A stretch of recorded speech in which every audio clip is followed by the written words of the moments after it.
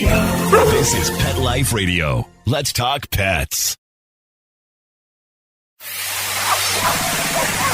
It's Oh Behave with Arden Moore, the show that teaches you how to have harmony in the household with your pets. Join Arden as she travels coast to coast to help millions better understand why cats and dogs do what they do. Get the latest scoop on famous faces, their perfectly pampered pets, and who's walking who in Rin Tin Tinseltown. From famous pet experts and best-selling authors to television and movie stars, you'll get the latest buzz from wagging tongues and tails, garner great pet tips, and have a doggone fur-flying fun time. So get ready for the pause and applause as we unleash your Oh Behave host, America's pet edutainer, Arden Moore. Welcome to the Oh Behave show on Pet Life Radio. I'm your host, Arden Moore. Now, our special guest today has quite a marvelous tale to tell. His new short film is aimed at children and the child in all of us. Please welcome to the show the producer of a new must-see animated film called Kris the Cat. We're talking, of course, about the talented Dr. Ross Hewitt. Welcome to the show, Ross. Thank you. I'm so happy to be here. Now, folks, this film is about a pampered cat living in a castle, and then some adventures lie ahead for him. Now, I'm just asking you this. Are you as curious as a cat to learn more? Of course you are. But first, we got to take this break. So, you all know the drill. Sit and purr. We'll be right back. Time for a pause. 4 furry ones, actually. Sit and stay. Oh Behave will be right back. Kitty Poo Club reinvented the litter box. No more scrubbing that stinky plastic tray. Or worrying, oh my God, do my guests smell that? No cleaning, no scrubbing, no more stink. You are going to love it. Your cats are going to love it. Go to kittypooclub.com and when you order, save 30% on your first auto ship. Visit kittypooclub.com, use code MEOW30 at checkout, and join the club, the Kitty Poo Club. Let's talk pets on PetLifeRadio.com. Oh Behave is back with more tail-wagging ways to achieve harmony in the household with your pets. Now back to your fetching host, America's pet edutainer, Arden Moore. Welcome back to the Oh Behave show on Pet Life Radio. I'm your host, Arden Moore. Our special guest today is a man of many talents. He's an author, a producer, a writer, major cat advocate, and let's just throw in retired physician. Wow. His latest creation is a short animated film called Kris the Cat, and that's Kris with a K. Let's all give pause and applause to Dr. Ross Hewitt. Are you ready for this, Dr. Ross? I am so looking forward to talking to you. All right. You do many things, but let's dive in because this is your latest project. I did see some clips on it on the site. Everybody watch your C's and K's here. Go to, after the show, kristhecat.net. Now, that's Kris with a K and, of course, cat with a C. Did we do that right? Absolutely. I'm going to let you set up the plot line because I just got back from a trip from Europe with my oldest sister, and it was quite an adventure. And I ran into a few European cats during my vacay. But tell us about who is Kris the Cat. Let's bring him back where he is. Well, Kris the Cat is my imagining of what happened to a cat from an old Icelandic folktale where a commoner brings a cat to the king's castle and the cat solves the king's rat problem, and he's so grateful. He asks the commoner, well, how can I repay you? Can I grant you land, or would you like to marry my daughter? Oh, wow. So the commoner didn't take long to decide that marrying the daughter was the smarter move. And of course, he becomes king later. So I love that tale because it kind of focuses on Scandinavian practicality and just making good choices. And then I thought, well, what happened to the cat? There you go. There's the writer in you. There's the author. Yeah. There's a lot of fairy tales out there, but I'm in the same team as you, Dr. Ross Hewitt. I'm like, well, there's the side story, right? And the cat is taken for granted in a way. And so I wanted to explore what could have happened to that cat and came up with a nice little adventure story where Kris actually, in doing his duty of being a Mauser, gets lost in the countryside and discovers lots of things that he had never experienced before, including the love of a little girl and meeting another cat, which is something he really wanted to do. Now, typically when people are on a show with us, to talk about a movie or blockbuster, we just had the one with the big Meg movie, Megtron. We have to be careful not giving away the ending or anything. But in this case, there's more than just the story. Tell us, what's the message? Because this is a gray cat named Kris that meets a cutie pie. It looks like a tortie or an orange and white kitty. Yes, and her name is Freya. And she's named after one of the Norse gods. But it's about Kris taking risks, discovering new things, being curious, and experiencing a world that he hadn't really known. And all of those things are just good. They're just good for you to do. And that's how you grow as an individual. So that's really the message of the story, is take chances, discover new things, do new things, just like I did in creating this film to begin with. I didn't know how to do that, but I was set myself the task to figure it out. Well, I know there are heroes or protagonists for the fancy pants people out there that sometimes the character is a dog or a smart owl or a lion. But why did you pick a cat? And tell us the bennies of picking a cat. Because I'm telling you this is a good time to be a cat these days. Cats are, in my experience, incredibly intelligent problem solvers. They assess a situation and then they try different methods as to how to solve that situation. So their curiosity is just amazing. And that has inspired me my whole life. Really? As a child, I grew up with 13 cats. Can you remember at least 4 of their names? I'm not going to make you do 13. Come on. Okay.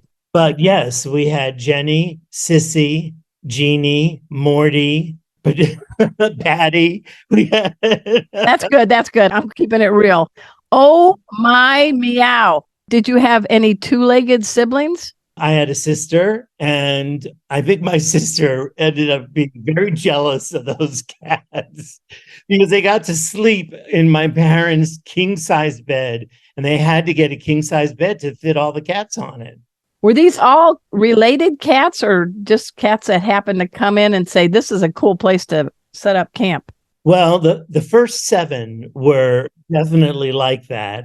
But then my mother didn't get the last 2 spayed in time.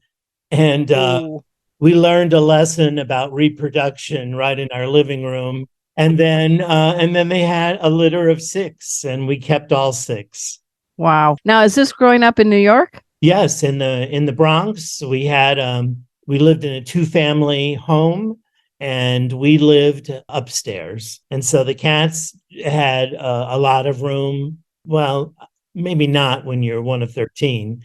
Well, cats are all vertical, so they just want to go up high. They don't need horizontal. Only Sissy was the one who stayed under the bed all the time. She was a little black and white scaredy cat. But the rest of them were very rambunctious, and it was just a wonderful experience to watch a cat mother a litter and guide them, and how sometimes the father would step in, and it was just a lot of fun. So did you ever have a dog?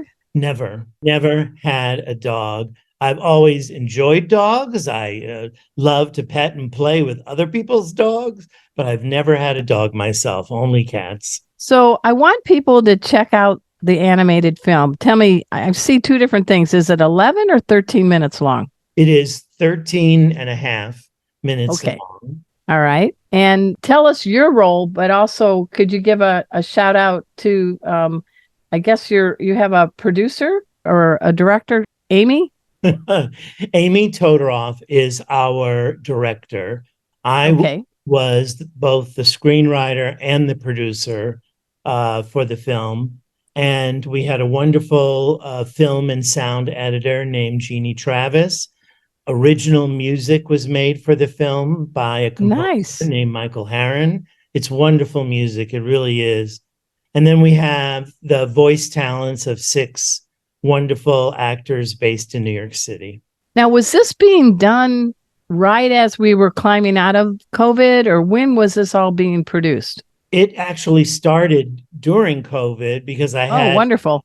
So much free time. And I thought, well, let's do something to make it useful, a good use of that time. And then in March of 2021, we went into the recording studio wearing masks. Of course. And social distancing and doing all of that. And our narrator, she was very lucky to be able to get her own sound booth because the film is narrated. And we followed protocol, and that was the first big step. And then it was all about the animation, which took about a year to complete. Wow. Now, this isn't your first short film. I understand Tailor Made and Direct Mail. Those are 2 others that you've done? Well, in those films, I was an actor. Oh, pardon me. I was not a producer or a writer. And those were live action short films. For a while there, I was doing some of that for film students in New York. And there's a bunch of film schools here in New York. And I had a really fun time doing that. In Direct Mail, I played a doorman who wins like a jackpot or something. And it was a very funny little film. So that was a lot of fun to do. My gosh. Hey, everyone. We're speaking with Dr. Ross Hewitt. He is a man that wears many colors in the world. We're going to dive into some of his other roles. And what about Who Wants to Be a Millionaire? Yeah, I found that out about you, man. We're going to find that out. So everybody just sit and purr. We'll be right back. Time for a walk on the red carpet, of course. All Behave will be back in a flash right after these messages. Kiddie Poo Club reinvented the litter box. No more scrubbing that stinky plastic tray or worrying, oh my God, do my guests smell that? Kiddie Poo Club has solved the stink. And now the worst part of cat ownership is hassle-free. No cleaning, no scrubbing, no more stink. And the best thing is you don't have to buy some oversized contraption that will break down. Kiddie Poo Club litter boxes are manufactured to make your life easier. You have 1 cat? Easy peasy. A small mountain lion? No problem. You are going to love it. Your cats are going to love it. Believe me, there are good reasons why we sold over 3 million boxes.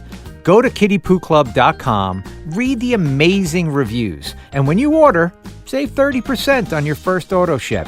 Visit kittypooclub.com, use code MEOW30 at checkout, and join the club, the Kiddie Poo Club. Let's talk pets. Let's talk pets On Pet Life Radio. Pet Life Radio. PetLifeRadio.com. Hi, this is Mandy Bourne. You're listening to Oh Behave on Pet Life Radio with your host, Arden Moore, who's now family. We figured that out.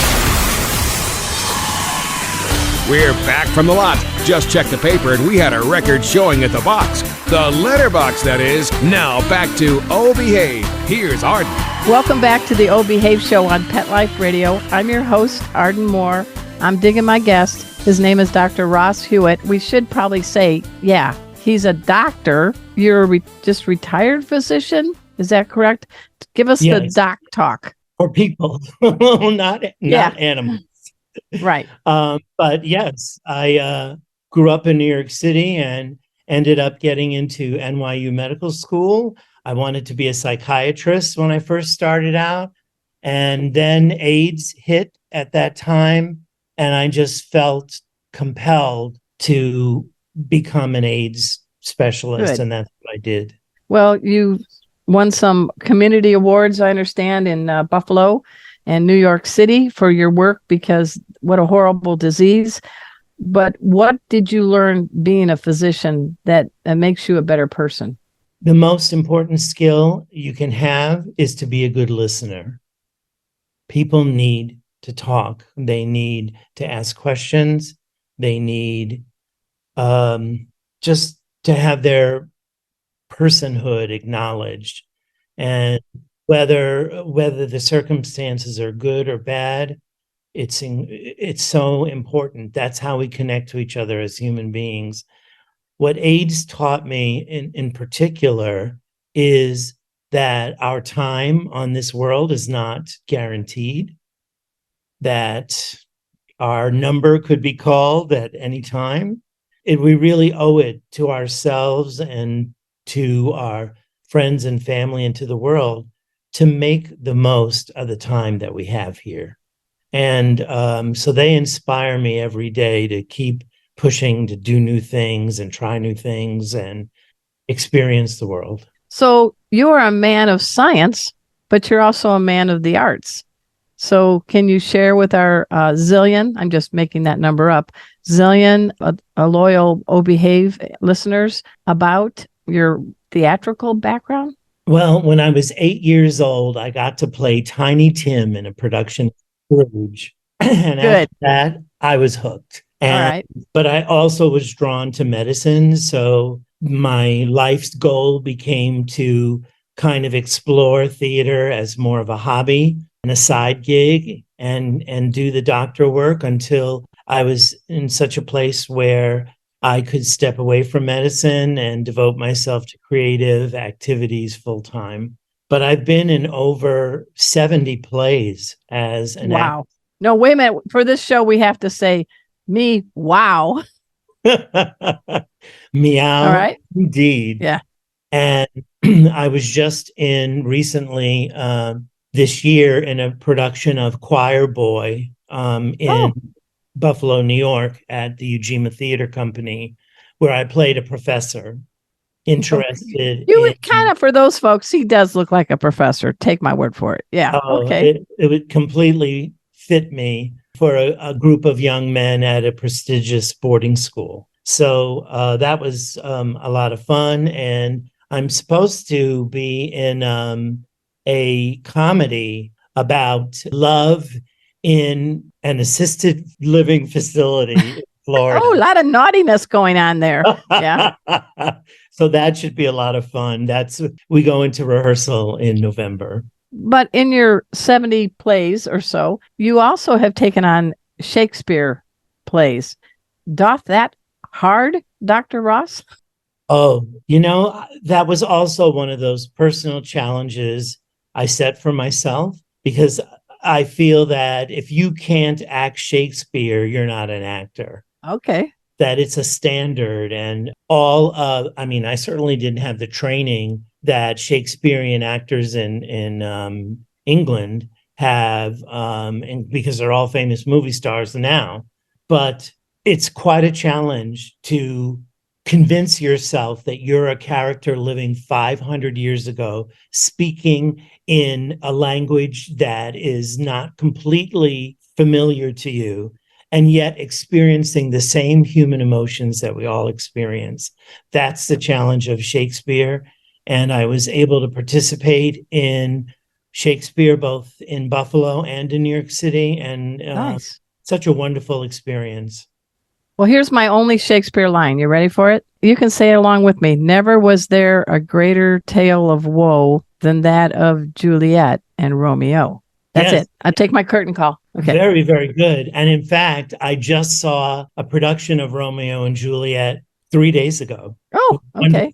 An outdoor production. Wonderful. So many famous classic lines in that play. Oh, yeah.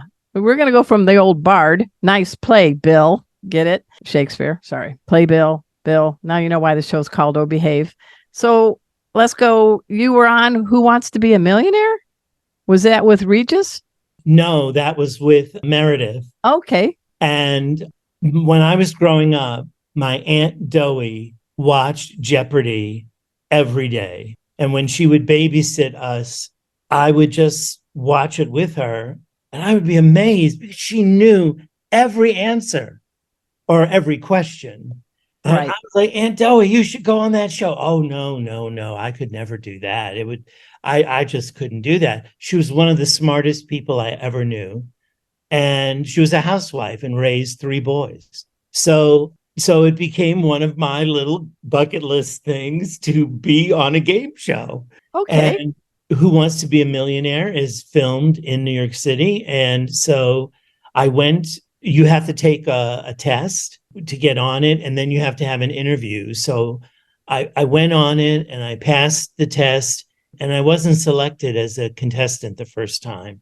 And I realized what they want is a hook. They wanted some story that makes you human. And I'm also a crocheter. You keep me in stitches, Dr. Ross Hewitt. Come on. All right. And so I heard about a program that helps women in Africa become independent businessmen by giving them knitting machines and teaching them to knit. And they can do things like knit school sweaters for an entire school. And that's how they make money. And so when I went back a second time to audition, that was what I said I was going to support. And when I got on air, I told that story.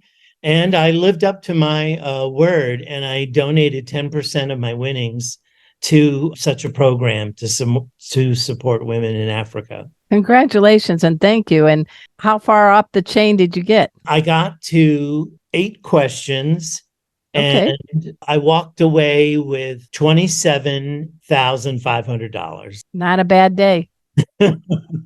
Of course, Uncle Sam got his cut.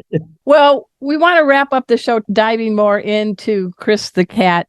Tell us how people can see it, and a little bit maybe about how you did channel your inner cat to produce and create this story of this Icelandic pampered cat who gets out in the real world, but things are good and bad, right? Yes, and he's challenged, and he ends up spending a little bit of time alone, and he gets sad. And that happens to all of us, especially children.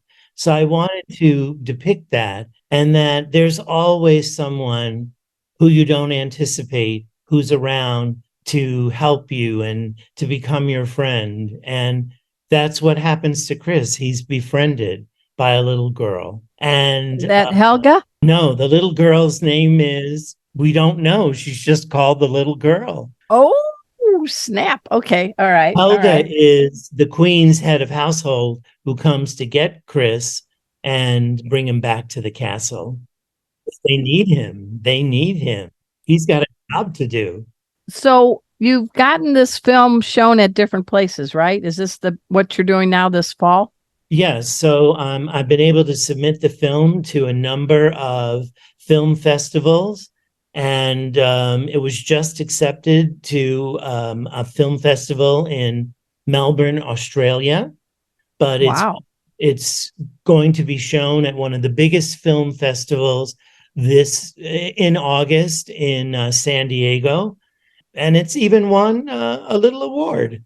So well, talk about it. Come on. It was given an award for outstanding achievement for children's short. So very, very happy about that. And you don't need an Oscar. You got that, right? When anyone just appreciates the work that you do, it's very, very gratifying. And so I'm just grateful for the support that I've gotten and for the kids who have gotten to see the film in a movie theater. Yeah. All the time I was working on it, it was just my computer screen. But to see it up on a big screen, which I've done now a few times, it's wonderful. I like that. I used to live in San Diego County, Oceanside. So there were times that some of the movie theaters would have things like short films. and a bunch of us would try to run and get them. What do you think about short films versus these mega blockbusters? Why do we need both? Well, we certainly live in an attention deficit world. So That's true. So a nice, good, short story, engaging in video format is going to be really a great thing for kids and adults. And it's a nice little break for us to enjoy it as well. But it's often a training ground for filmmakers. So very few people get to make a full-length film their first time going into filmmaking. So short film is a way to also kind of hone your craft and explore what your talents as a storyteller. I like that. Now, we can't have you leave the show without letting the cat out of the bag, so to speak. You said before we signed on, I know you grew up with 13 cats, but not because you don't like them. You don't have a personal cat now. Why? I am so allergic to them now that my skin will just start to crawl if I'm just near them for any length of time. So even with taking allergy shots for 5 years, so I just ended up becoming very, very allergic. But so Kris the cat is he's my new pet. He's my good pet. He's achoo free, right? Yes. And I'm thrilled with the animation and the characterization of him. The artwork is fantastic. People can go to kristhecat.net. There they can find links to viewing options. The trailer is there. All of our film festival participation is there, and getting the word out about the film is there as well. So I think big things are in store for Kris. We're looking at a children's book based on the film. And perhaps maybe Kris is going to have other episodes as well, other adventures. So that means we're going to get the other 9 lives of Kris the cat, right? Oh, it's going to be wonderful. Well, everyone, I am delighted and honored to have on our show today Dr. Ross Hewitt. He's the genius behind the short animated film. Please check it out. Kris the Cat. That's Kris with a K. KrisTheCat.net. It's starting to get some attention at different film festivals. And as you have heard, he did pretty good on Who Wants to Be a Millionaire, and he did a lot of good to help people during the AIDS and HIV situation, the communities. I applaud you for that. And my cat, Casey, would say goodbye to you, but he's taking a cat nap. Is that all right, Dr. Ross? I love taking cat naps myself. Hey, I also at this time want to give a shout out to my producer, I almost gave you a doctor degree, Mark Winter. He is the producer of Pet Life Radio. We are the largest pet radio network on the planet. And humbly, you are tuned in right now to Oh Behave, the longest running pet podcast on the air since 2007, when no one knew what in the heck is a podcast. So we're very honored. It's an award-winning show. Please check out myself at ardenmoore.com. And until next time, this is your flea-free host, Arden Moore, delivering just 2 words to all you 2, 3, and 4-leggers out there. Oh, behave. Coast to coast and around the world, it's Oh Behave with Arden Moore. Find out why cats and dogs do the things they do, and get the latest buzz from wagging tongues and tails in Rin Tin Tinseltown. From famous pet experts and best-selling authors to television and movie stars, you'll get great tail-wagging pet tips and have a fur-flying fun time. All Behave with America's pet edutainer, Arden Moore. Every week on demand, only on PetLifeRadio.com.